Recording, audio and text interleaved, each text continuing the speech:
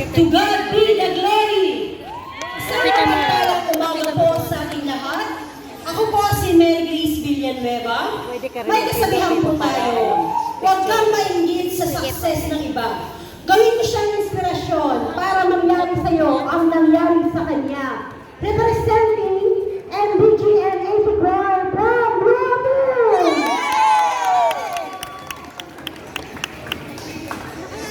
Ang mga kababayan, kilala ninyo ako.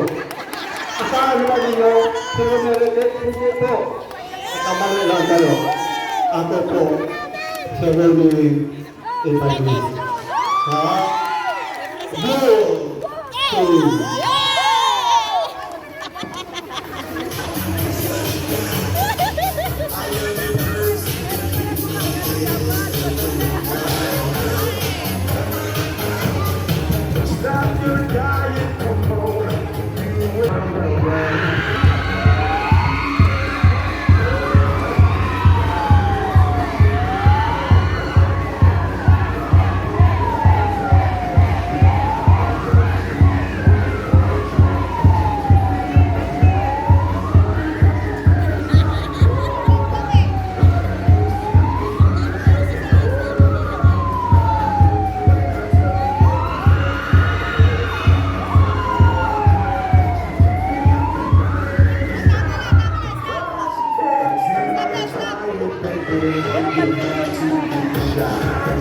Yan sa ano, finish line sila.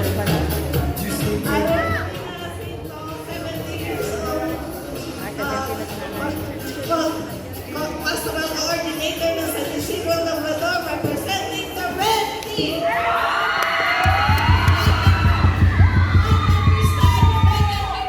Parang umiyak ka tiya.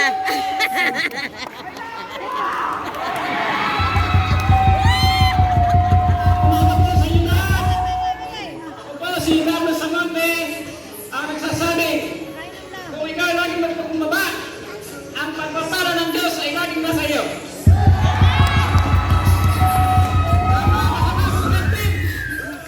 Laban yun!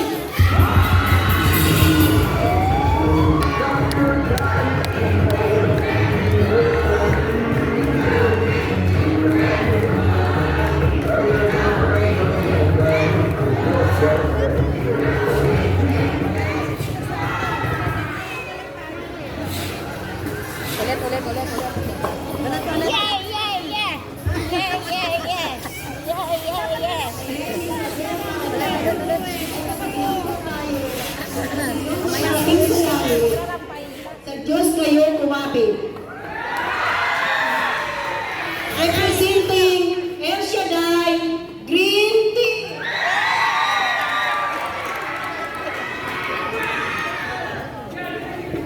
Hop, hop, hop, hop!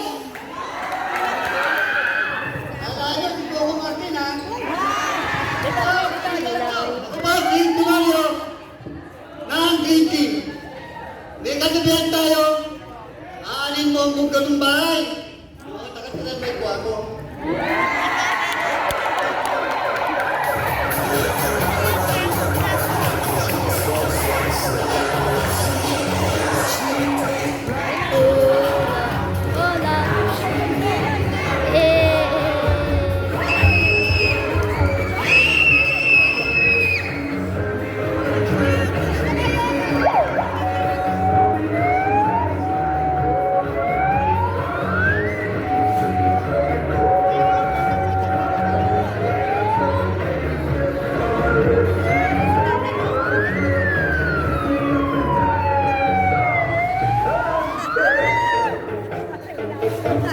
My name is Marisa Monte from... My name is Marisa Monte ng Barangay San Bernardos, representing Yellow Team! Sa tayang gawa, maraming salamat po. Hello everyone! I'm Jonathan Solomon representing Yellow Team. With the same goal, nasa Diyos ang gawa, nasa tao ang gawa. That's all.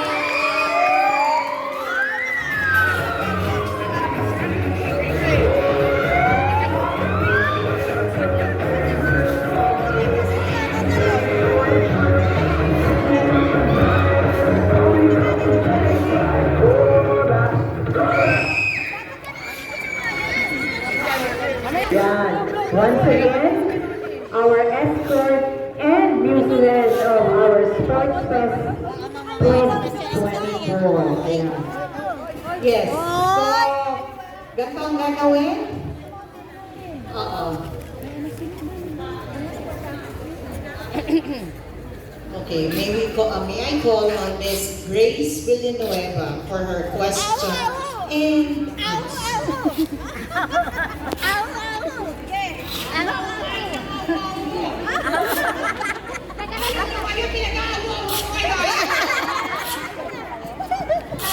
Here's your question.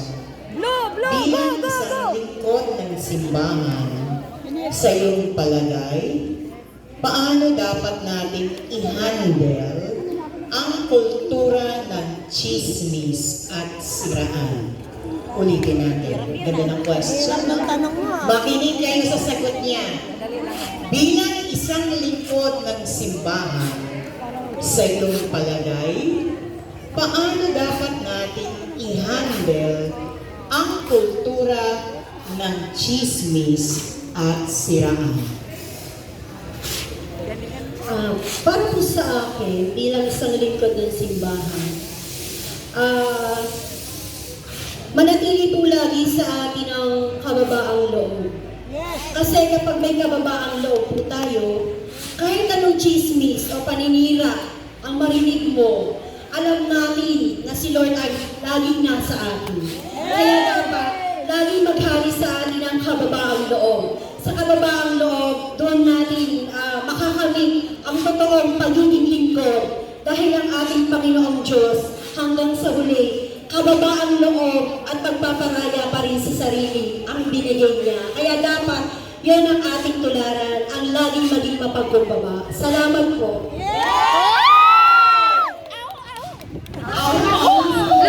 Okay. Ayan, maraming salamat sa iyong number. Go, go, go, go! Yes. Ayun, brother Ronnie, kamusta ka? Okay lang. Okay, thank you po. Balik na po kayo. Okay, nandun. Yung tanong. Okay, eto po ang tanong para sa inyo. Magkano, Charina? Ito na po talaga. Para sa iyo, dapat bang magbago muna ang isang tao para mahalin muna? At ulitin ko po. Mali yung tanong ko. Para sa iyo, Brother Ronnie, dapat bang magbago ang isang tao para mahalin siya? O dapat mahalin muna siya para magbago? Mahalin mo na siya. Uulitin ko po. Dapat ba na magbago ang isang tao para mahalin? O dapat muna siyang mahalin para magbago? Sa akin po, ito lang ang desisyon ko po. Una po, ang Panginoon muna unahin natin po. Pagkatapos, kung ano ang kasalanan natin po sa ating kapwa, magsisi po tayo sa ating ginagawa. Kaya walang tao dito sa mundo na hindi makasalanan. Ang Diyos lang makapagmahal at pagkabago sa kapwa. Yun lang po ang sagot ko. First, diba? Para makapaligaw natin mahalin. Diba? Palakpakan naman ang suporta ng Diyos. Thank you, brother. Wala kami tambol! Pero boses lang ako na. So, ano ang sagot? Oo na. Sunod. Candidate number 2, Rosalina Jacinto. Wala pa. Here is your question. Isa sa mga magiting na katangian ng mahal na birhen ay ang pagiging isang butihing ina. Para sa iyo, ano ang pinakamahalagang gampanin ng isang ina? Uulitin ko. Isa sa mga magiting na katangian ng mahal na birhen ay ang pagiging isang butihing ina. Para sa iyo, ano ang pinakamahalagang gampanin ng isang ina? Para sa akin, ang pinakamabuting kampanya ng isang ina ay ang ipakilala ang Diyos sa kanyang mga anak. Takot sa Diyos at saka sumunod sa mga magulang nila at sa mga nakakatanda maging mag-anak. Iyon po ang aking kasagutan. Pagkabigo o kaya hindi inaasahang pangyayari na nakakapagpababa ng ating moral. Pero sa pamamagitan po ng ating taimtim na pananalig sa Diyos, ang lahat ng kabiguan na ito ay nating malalagpasan. Huwag po tayong susuko hanggat kaya nating bumangon. Ibangon po natin ang aming sarili. Maraming salamat po. Narinig niyo yun. Partner, asan ka na partner? Hinga muna. Inhale. Walang exhale. Okay. Sa isang maikling panayam sa Roma. Ako na yan sa Roma. Noong nakaraang taon ay inihayag ng Santo Papa ang kanyang pangamba sa dumaraming bilang ng mga kabataang nagpapatiwakal sa panahon ngayon. Haba. Ano ang iyong maipapayo sa mga kabataan na nawawalan na ng pag-asa sa buhay? Ulitin ko. Okay? Sa isang maikling panayam, nakita ko kasi si Sir Marty Kapampangan yan eh. Sa Roma, noong nakaraang taon, ay inihayag ng Santo Papa ang kanyang pangamba sa dumaraming bilang ng mga kabataang nagpapatiwakal sa panahon ngayon. Ano ang iyong maipapayo sa mga kabataan na nawawalan na ng pag-asa sa buhay? Magandang umaga po.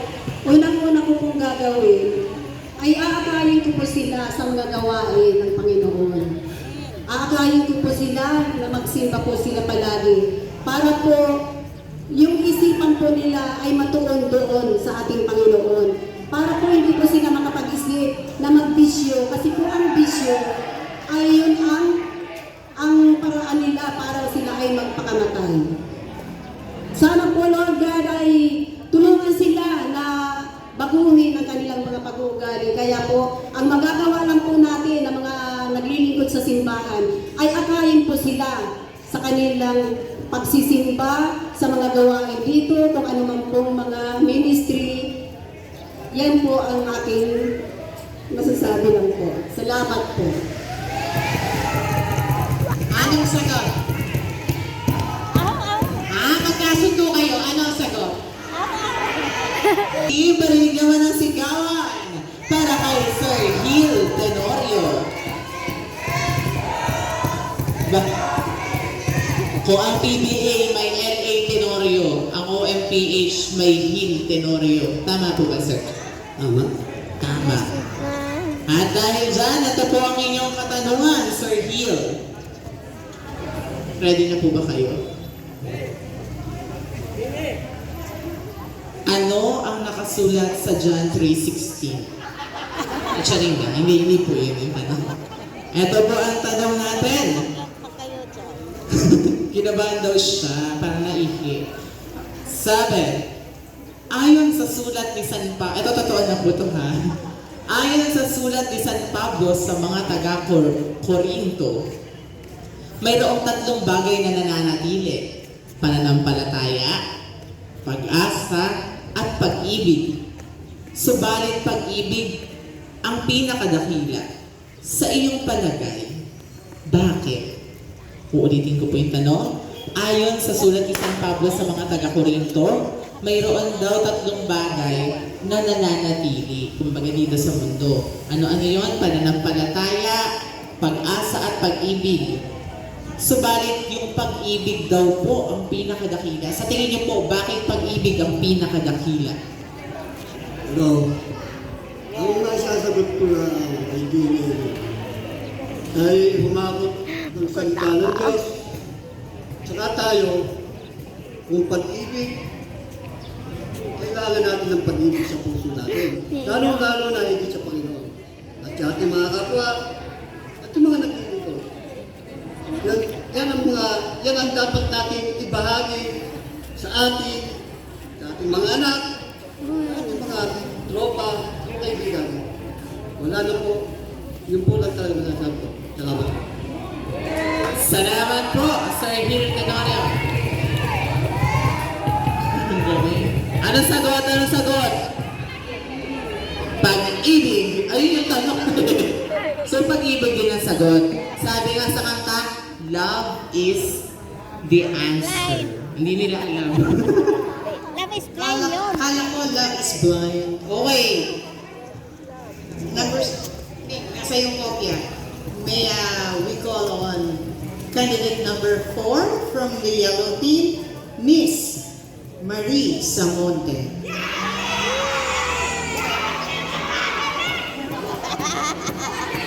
Kuya Kaloy, hindi ka naman nagsiselo sa escort ng Diyosawa mo. Okay lang. Ikaw, hindi ka naman nagsiselo sa views ng Diyosawa. Sa amin. Very good. Etong iyong tanong. Magkasawa yan. Dahil nakaboots ka, anong size niyan? May patasel ka ba? Anong size ng paa? Size? 8. Size 8 din ako. Score. Iwan mo na. Hindi, anong pahirap? Okay. Ito ang iyong tanong. Ano ang nasa Ebanghelyo ni San Juan? Charot. Okay. Sa Ebanghelyo ni San Juan, ipinahayag ni Jesus ang kanyang pakikipagkaibigan sa atin. Para sa iyo, ano ang isang tunay na kaibigan? Huhulitin ko. Sa Ebanghelyo ni San Juan, ipinahayag ni Jesus ang kanyang pakikipagkaibigan sa atin. Para sa iyo, ano ang isang tunay na kaibigan? Sa akin pong palagay, ang tunay na pagkakaibigan po, hindi lang po labas na kaanyuan. Kung ano po yung nasa kalooban mo, yun po talaga ang totoo. Kasi po marami, maganda ka lang pag nakaharap, pero pag nakatalikod ka, sinisiraan ka. Yun lang po, maraming salamat. Ay, hugot siya! Anong sagot? Yellow. Ano? Yes! Ahu! Okay, may hugot, ate. May hugot. Mukhang galit eh. No? Galit yun? Okay. Eto na, huwag ka natin patagalin. Ang huling kandidata, candidate, ngayong umaga mula sa yellow team. Sabay-sabay natin palakpakan. Kanina pa siya nag-warm up. Gumaganyan niya para sa Q&A. Mr. Jonathan Solomon. Parang ang dami niyo pong inugot, Sir Johnny. Konsi, inugot mo ba yung mga? Actually kasi even green, blue, yellow, may mga kakilala ko. So, support niyo si Konsi. Sa inyo rin ako, Konsi. Punsi ko yan. Bawal pa na, host pa na ako. Ito po yung tanong para sa inyo. 1 plus 1. 2. Panalo na siya. Sorry nga. Ito po ang tanong para sa inyo. Ang buhay paglilingkod ay hindi puro kasiyahan. Madalas ay puno ng pagsubok at pasanin sa buhay. Pero sa kabila ng lahat ng ito, bakit dapat pa rin tayong patuloy na maglingkod? Ulitin ko po yung tanong. Ang buhay paglilingkod ay hindi puro kasiyahan. True. Madalas ay puno ng pagsubok at saka pasanin sa buhay. Pero sa kabila po ng lahat ng pagsubok at pasanin sa buhay, bakit sa tingin nyo kailangan pa rin po natin maglingkod? Thank you. Salamat sa napakagandang tanong. No, unang-una po, naniniwala po ako na hindi makakarating ang Amang Jesus sa taas kung hindi siya dumaan sa matinding pagsubok. Para po tayong tao, patuloy po tayong dumadaan sa pagsasakripisyo, hindi po dahil tayo ay pinahihirapan, kundi tayo sinusubok ng Ama upang makita niya na tayo karapat-dapat sa Kanya. Ang pagsasakripisyo po ng tao ay napakahalaga sapagkat po ang tao tao ay dapat dumaan sa pagsubok upang makita niya ang tama at mali at ang tamang daan patungo sa taas at patungo sa mga kataas-taasan. Yun lamang po. Maraming salamat, Yellow Team, at sa lahat ng ating visas at escort. FYI lang. Alam nyo, last minute si Consi na papayag. Kasi, kagabi lang sa basketball, kaya palakpakan niya ng doble yung coach nyo. Kasi dalawang escort nyo ang nag-back out last minute. Kaya ang sabi ko kay Consi, yes. Kaya ang sabi ko kay Consi, para sa iyo to. Diba? Para sa kanya to. Agree ba kayo? So, once again, congratulations. Lahat po kayo ay panalo sa inyong paraan. Yes, yan. So once again, our last final look for the candidates of our Sports Fest 2024.